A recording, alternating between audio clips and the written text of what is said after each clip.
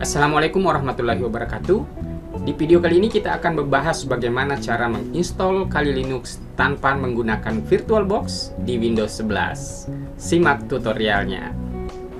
Yang pertama kita lakukan, klik icon Windows, kemudian ketikkan Turn dan klik Turn Windows Feature On or Off.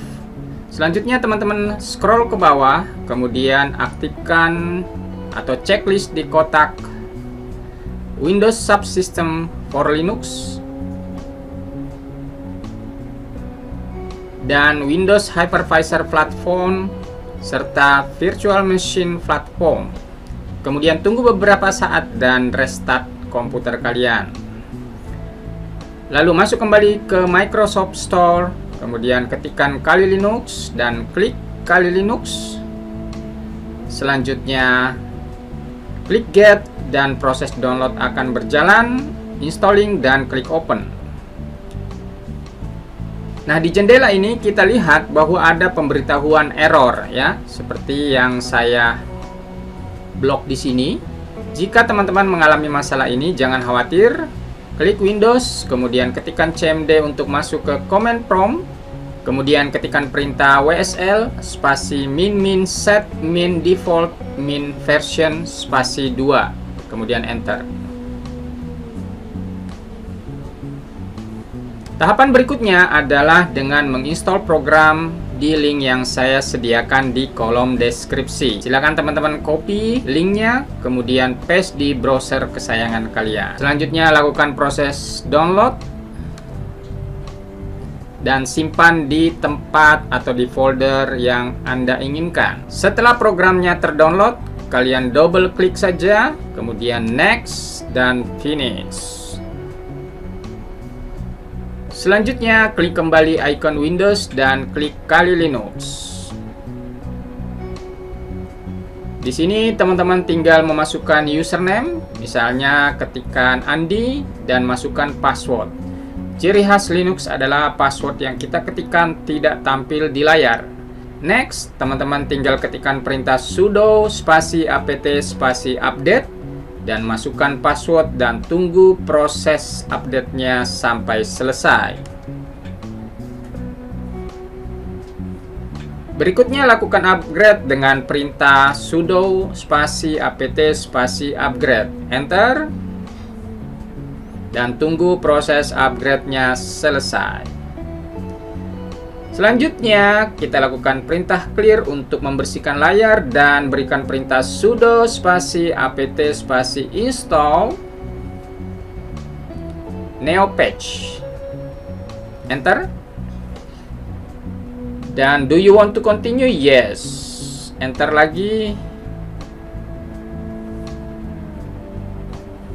Lakukan perintah clear untuk membersihkan layar, kemudian ketikkan perintah neopatch.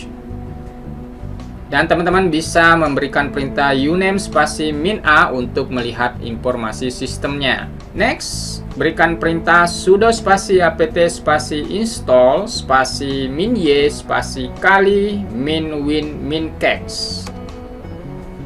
Tunggu proses ini sampai selesai dan pilih keyboard layout English US, tekan tab, OK dan enter.